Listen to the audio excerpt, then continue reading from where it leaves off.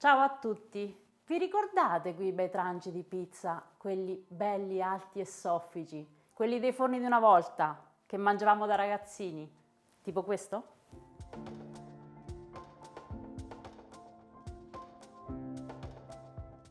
Beh, vi do una bella notizia, perché ho trovato la ricetta per fare la pizza proprio così. Ed è semplicissima e velocissima. Inoltre ci servono solo due cose, una forchetta e una ciotola bella grande. Anzi, in realtà ci serve anche un'altra cosa, ed è forse la cosa più importante, un pizzico di fantasia, perché con questa base possiamo fare 1000 tipi di pizze diverse. Come vi dicevo, è davvero semplice, infatti mi sa che faccio prima a farvela vedere che a spiegarvela. Quindi iniziamo preparando l'impasto.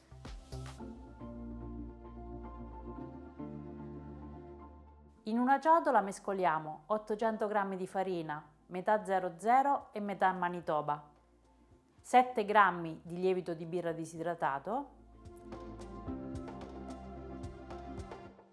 e 2 cucchiaini di zucchero che servono per attivare la lievitazione.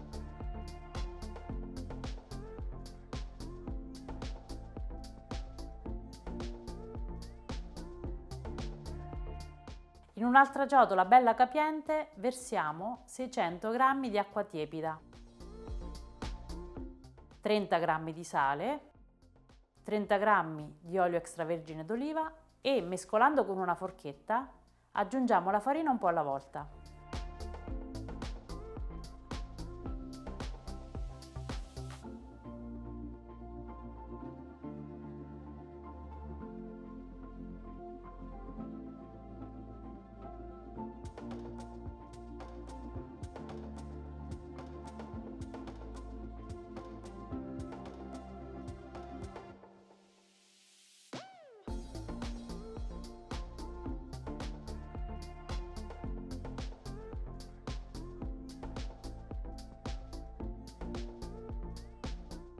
L'impasto è quasi pronto, bisogna solo fare un ultimo passaggio.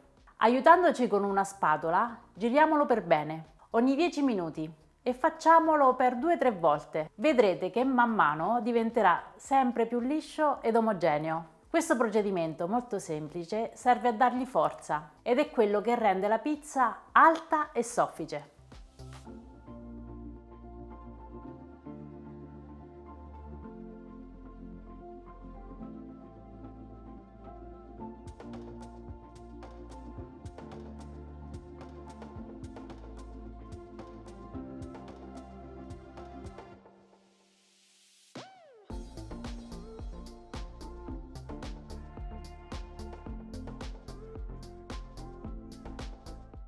Copriamo l'impasto e lasciamolo lievitare fino al raddoppio del volume. In genere serve circa un'ora e mezza, però i tempi di lievitazione si possono allungare o accorciare a seconda della temperatura.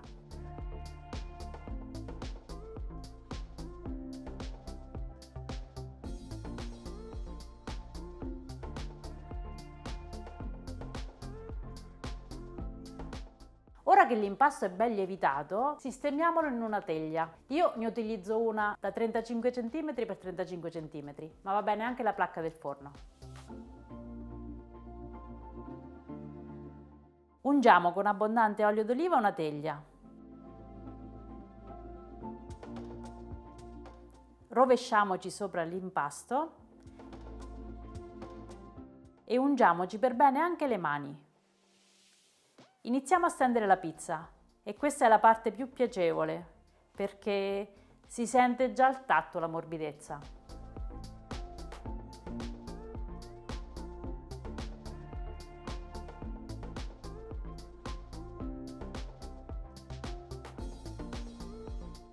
Adesso che la base è ben stesa, bisogna farla lievitare ancora una ventina di minuti.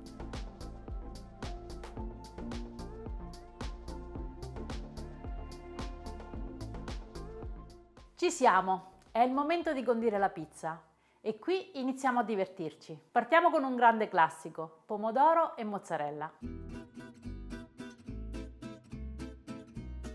Versiamo la passata di pomodoro su tutta la base, allarghiamola per bene Mi raccomando, la passata non deve essere fredda di frigo. L'ideale sarebbe scaldarla leggermente. E saliamo.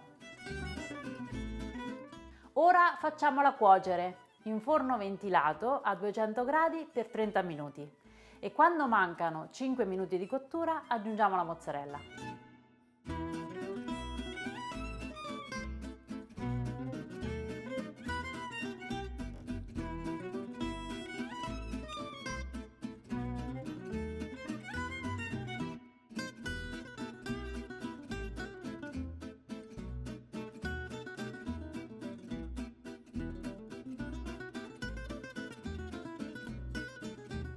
Una volta sfornata, un filo d'olio, qualche foglia di basilico e la pizza è pronta.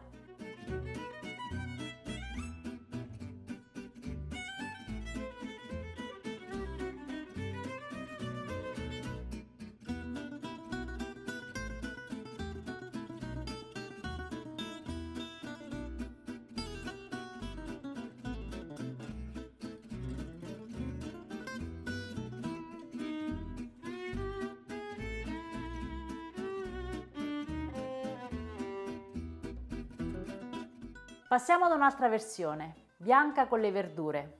Io l'ho fatta con patate, zucchine e cipolle rosse. L'unica accortezza che dobbiamo avere è quella di tagliare le verdure molto sottili. Per questo ho utilizzato una mandolina. Tagliamo a fettine le zucchine, le patate e le cipolle.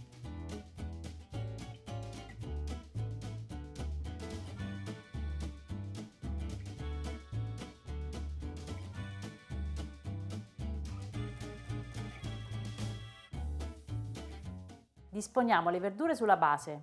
Io ho fatto 3 strisce.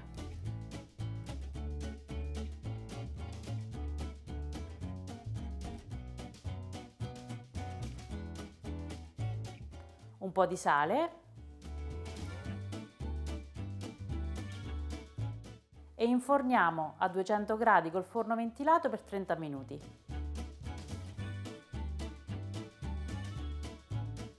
Pronta? Non è bellissima?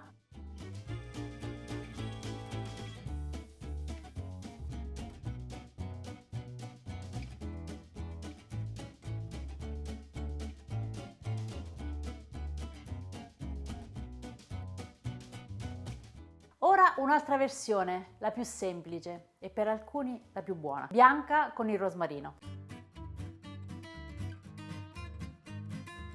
Qui è semplicissimo, cospargiamo con sale grosso e rosmarino.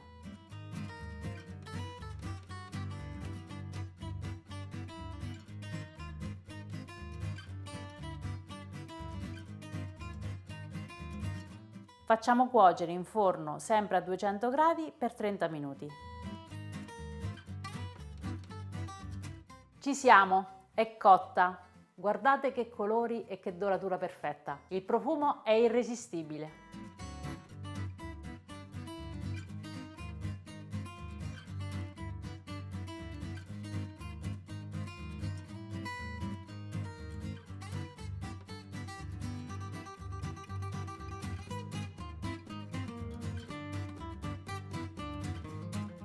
È ottima già così, ma la morte sua è tagliata a metà e farcita con un bel po' di mortadella.